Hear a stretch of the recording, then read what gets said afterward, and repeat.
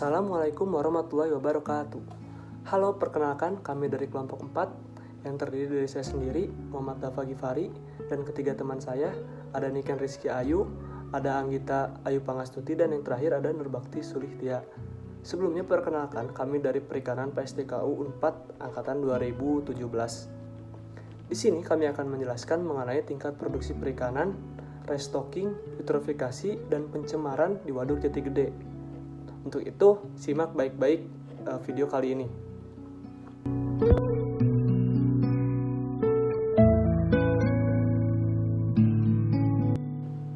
Oke, lanjut aja ke pembahasan yang pertama mengenai tingkat produksi perikanan di Waduk Jati Gede. Pembangunan Waduk Jati Gede dimulai pada tahun 2008 pada masa kepemimpinan Susilo Bambang Yudhoyono dan baru diresmikan pada tahun 2015 serta beroperasi penuh pada 2017. Waduk Jati Gede membentang di lahan kurang lebih seluas 4.122 hektar dengan kedalaman rata-rata 25,8 meter. Waduk Jati Gede merupakan waduk terbesar kedua di Indonesia. Dibangun untuk mampu menampung air sebanyak 980 juta meter kubik. Waduk ini bersifat multifungsi, dengan fungsi utama adalah sebagai penghasil listrik, irigasi, pengendali banjir, dan wisata menurut Warsa Suwardi dan Haryadi tahun 2016.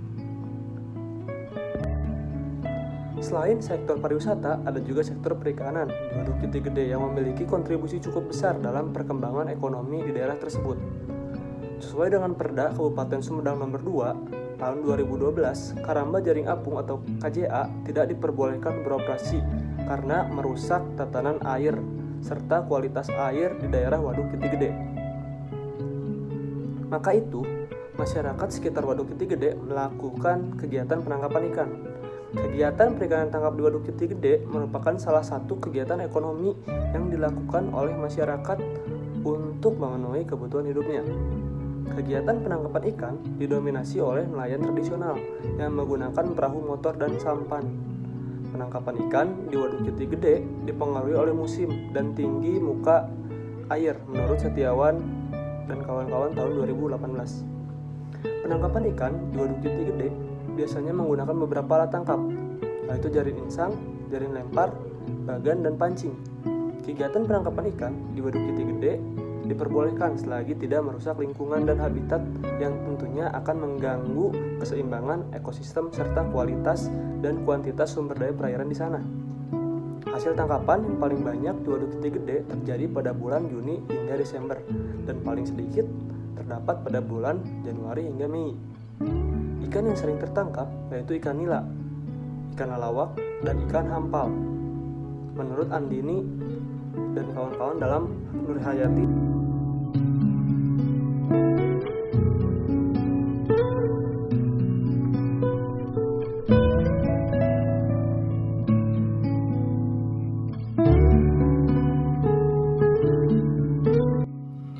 Restocking adalah salah satu upaya penambahan stok ikan tangkapan untuk ditebarkan di perairan umum pada perairan yang dianggap telah mengalami krisis akibat padat tangkap atau tingkat pemanfaatannya yang berlebihan. Ada 3 tujuan dari restocking. Yang pertama itu meningkatkan ukuran populasi ikan lokal, khususnya ikan yang bersifat endemik yang sebelumnya mengalami penurunan akibat penangkapan, termasuk juga gangguan habitat, pencemaran, ataupun penyebab yang bersifat ekologis, misalnya persaingan dan pemangsaan yang terjadi di Waduk Jati Gede. Tujuan yang kedua itu untuk mempertahankan tingkat keanekaragaman hayati ikan, sehingga keragaman genetik dapat dipertahankan. Selanjutnya, tujuan yang ketiga yaitu terjaganya biodiversitas biota perairan termasuk ikan merupakan upaya untuk mempertahankan struktur dan fungsi ekologis kawasan perairan serta flora dan fauna yang berasosiasi di dalamnya. Hal ini akan menjamin keseimbangan ekologis atau ecological balance yang merupakan ciri dari suatu perairan yang sehat. Kegiatan restocking melalui penyuluhan yang dilakukan oleh stakeholder sebagai upaya konservasi lingkungan untuk menjaga keseimbangan ekosistem. Sistem penyuluhan perikanan erat kaitannya dengan sistem penyuluhan seperti dikemukakan pada uraian sistem ekosistem alam, manajemen sistem, dan sistem humanistik. Gubernur Jawa Barat Ahmad Heriawan 2017 memaparkan bahwa terdapat beberapa kegiatan restocking yang dilakukan dengan jumlah restocking sebanyak 4,2 juta dan dilakukan penambahan beberapa kali hingga saat ini telah mencapai 27,2 juta. Target restocking mencapai 30 juta. Setelah target tercapai, maka hanya diperlukan restocking 5 juta per tahunnya. Khawatir yang diambil masyarakat sangat banyak sehingga kurang. Maka dari itu, perlu dilakukannya restocking per tahunnya. Jenis ikan yang direstocking yaitu ikan endemik seperti lalawa, tamakan, tawes, nilem, bandeng, kancra, berempanon, dan lain-lain.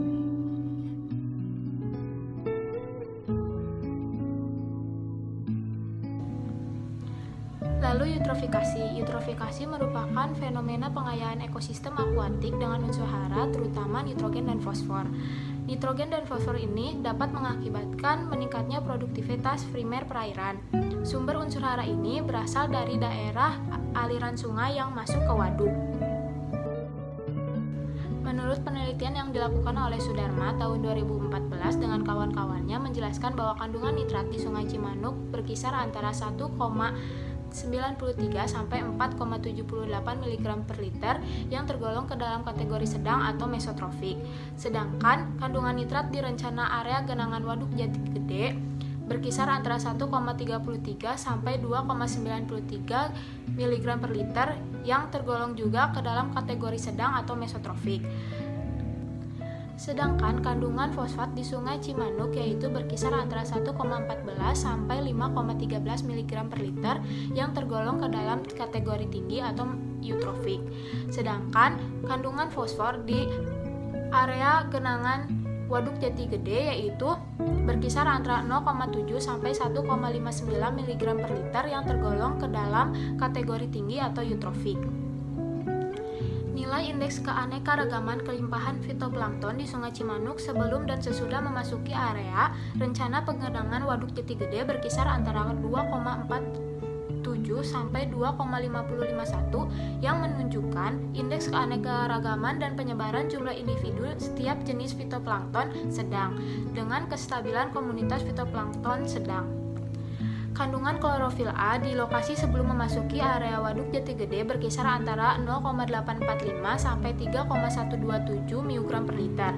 Kandungan klorofil A yang tinggi di ini seimbang dengan jumlah kelimpahan fitoplankton yang tinggi pula. Kandungan klorofil A di lokasi setelah memasuki area genangan Waduk Jati Gede berkisar antara 0,462 sampai 1,151 mg per liter. Faktor fisika lingkungan turut mempengaruhi kelimpahan fitoplankton dan kandungan klorofil A. Kecerahan yang baik dapat mendukung fitoplankton untuk berfotosintesis. Menurut penelitian Hamidah dan kawan-kawannya yang dilakukan pada tahun 2020, berdasarkan nilai klorofil A rata-rata yang diperoleh di Waduk Jati Gede diklasifikasikan sebagai oligotrofik dengan produktivitas primer rata-rata tiap stasiun, kedalaman bidangnya antara 0,035 mg per liter sampai 0,062 mg per liter. Semakin tinggi produktivitas primer air, maka semakin tinggi daya dukung ekosistem dan banyak organisme.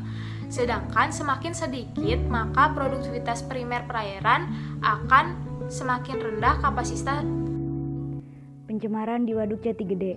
Menurut Undang-Undang Republik Indonesia Nomor 23 Tahun 1997 tentang Pengelolaan Lingkungan Hidup, yang dimaksud dengan pencemaran air adalah masuknya atau dimasukkannya makhluk hidup, zat, energi, atau komponen lain ke dalam air, dan berubahnya tatanan atau komposisi air oleh kegiatan manusia atau proses alam, sehingga kualitas air turun sampai ke tingkat tertentu yang menyebabkan air menjadi tidak lagi berfungsi lagi sesuai dengan peruntukannya. Dari hasil penelitian Dahlan dan kawan-kawan tahun 2020, untuk parameter fisiko-kimia di Waduk Jati Gede, hasil menunjukkan bahwa suhu rata-rata di Waduk Jati Gede berkisar antara 26,58 sampai 27,48 derajat Celcius. Kondisi suhu relatif stabil karena perubahan suhu masih di bawah batas toleransi untuk fluktuasi suhu air menurut Peraturan Pemerintah Nomor 82 Tahun 2001. Rata-rata nilai kecerahan air di Waduk Jati Gede selama penelitian berkisar antara 19,5 sampai 116,5 cm. Kisaran transparansi perairan 30 sampai 50 cm dianggap optimal untuk mendukung fitoplankton menurut Boyle 1990. Kecerahan arus di Waduk Jati Gede berkisar antara 0,04 sampai 0,43 meter per second dengan rata-rata 0,16 meter per second. Arus di Waduk Jati Gede dikategorikan lambat 0,10 sampai 0,25 meter per second menurut Welch dan Lindell 1980. Hasil pengukuran pH in situ di Waduk Jati Gede berkisar antara 6,5 sampai 9,3 dengan nilai pH rata-rata 7,69 sampai 8,40 pada setiap kedalaman yang berbeda. Berdasarkan Peraturan Pemerintah Nomor 82 Tahun 2001, kisaran nilai pH 6 sampai 9 untuk kelas 2 dan kelas 3. Konsentrasi BOD5 di Waduk Jati Gede selama waktu pengambilan sampel berkisar antara 3,24 sampai 24,32 mg per liter. Secara umum, konsentrasi BOD5 di Waduk Jati Gede melebihi baku mutu yang telah ditetapkan dalam Peraturan Pemerintah Nomor 82 Tahun 2001. Konsentrasi oksigen terlarut di Waduk Jati Gede selama waktu pengambilan sampel berkisar antara 4,8 sampai 8,2 mg per liter. Konsentrasi oksigen terlarut di Waduk Jati Gede ini dikategorikan dalam kondisi baik menurut Peraturan Pemerintah Nomor 82 Tahun 2001. Untuk nilai nitrat di Waduk Jati Gede selama waktu pengambilan sampel berkisar antara 0,116 sampai 0,370 mg per liter. Berdasarkan Peraturan Pemerintah Nomor 82 Tahun 2001, nilai ambang batas nitrat di perairan Waduk Jati Gede untuk kelas 2 adalah 10 mg per liter dan untuk kelas 3 adalah 20 mg per liter. Dan untuk konsentrasi fosfat di Waduk Jati Gede berkisar antara 0,104 hingga 0,267 mg per liter. Berdasarkan Peraturan Pemerintah Nomor 82 Tahun 2001, nilai ambang batas nitrat pada perairan untuk kelas 2 adalah 0,2 mg per liter dan untuk kelas 3 adalah 1 mg per liter. Dan untuk selanjutnya yaitu untuk indeks saprobik menunjukkan derajat pencemaran yang terjadi di perairan dengan menggunakan indikator komposisi organisme di perairan tersebut. Nah, hasil identifikasi plankton di Waduk Jati Gede selama penelitian didapatkan 60 genera kelompok plankton yang terdiri dari 11 genera kelompok Polysaprobik, 10 genus kelompok Alphamesoprobik, 20 genera kelompok Betamesoprobik, dan 12 genera kelompok Oligosaprobik. Berdasarkan kriteria tingkat pencemaran dan hasil perhitungan indeks saprobik, Waduk Jati Gede berada dalam kondisi tercemar ringan. Indeks saprobik Waduk Jati Gede berkisar antara 1,14 sampai 1,26 dengan rata-rata 1,20 yang menunjukkan tingkat pencemaran ringan dengan bahan pencemar organik dan anorganik serta tergolong dalam fase beta, meso, atau oligosaprobik. Nilai ini diperoleh karena kelimpahan plankton penyusun kelompok beta-mesoprobik, yaitu plankton yang tergolong dalam Chlorococales dan diatom atau kelas Brancilariophysae. Jenis yang memberikan kontribusi besar pada kelompok ini adalah genus Nitschia. Keberadaan Brancilariophysae atau diatom seperti Nitschia merupakan spesies indikator di perairan tercemar ringan hingga sedang. Nitschia memiliki toleransi yang luas terhadap pencemaran bahan organik dan dapat bertindak sebagai indikator pencemaran air sedang hingga parah menurut Aprisanti dan kawan-kawan tahun 2013.